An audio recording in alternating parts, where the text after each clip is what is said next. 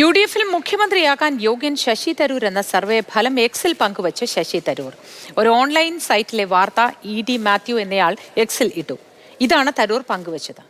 അനൂപ് ദാസ് ഉണ്ട് വിവരങ്ങളുമായി. അനൂപ് ദാസ്, അത്തരത്തിലൊരു സർവേ, ഒരു സ്വകാര്യ വ്യക്തിയുടെ സർവേ ഫലങ്ങൾ ഇപ്പോഴിതാ പങ്കുവച്ചിരിക്കുന്നു. വിശദ വിവരങ്ങൾ എന്താണ്? കോൺഗ്രസ് വൃത്തങ്ങൾക്ക് ഇനി എന്താവും പറയാനുള്ളത്?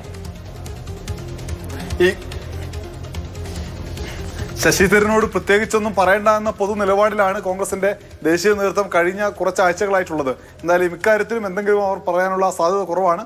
KPCC അധ്യക്ഷനും മറ്റ് പ്രധാനപ്പെട്ട നേതാക്കളും എല്ലാം ഡൽഹിയിലുണ്ട്. എന്തായാലും 28% പേർ UDFിൽ നിന്ന് മുഖ്യമന്ത്രിയാവാൻ ഏറ്റവും യോഗ്യൻ തരൂരാണ് എന്ന് കണ്ടെത്തിയ സർവേ റിപ്പോർട്ടാണ് അദ്ദേഹം എക്സിൽ പങ്കുവച്ചിരിക്കുന്നത്. ഇന്നലെയാണ് മാത്യു എന്നയാൾ ഈ ഒരു മണി കൺട്രോൾ നൽകിയിട്ടുള്ള വാർത്ത അദ്ദേഹം എക്സിൽ ഷെയർ ചെയ്തു. അത് ഇന്ന് തരൂർ ഷെയർ ചെയ്യുകയായിരുന്നു.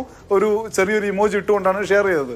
എന്തായാലും തരൂരിന് കേരളത്തിൽ മുഖ്യമന്ത്രി സ്ഥാനാർത്ഥിയാകണമെന്ന ആഗ്രഹം ഉണ്ട് എന്നത് നേരത്തെ തന്നെ അദ്ദേഹം പലതരത്തിൽ പാർട്ടിയുടെ ദേശീയ നേതൃത്വത്തെ അറിയിച്ചതാണ്. പക്ഷേ ദേശീയ നേതാക്കൾ അത് പരിഗണിച്ചില്ല. കേരളത്തിൽ തന്നെ ഒരുപാട് കാലം പ്രവർത്തിച്ച് മുന്നോട്ട് വന്ന ജനങ്ങൾക്കിടയിൽ നിന്ന് വളർന്നു വന്ന നേതാക്കൾ കുറെ പേരുണ്ട്.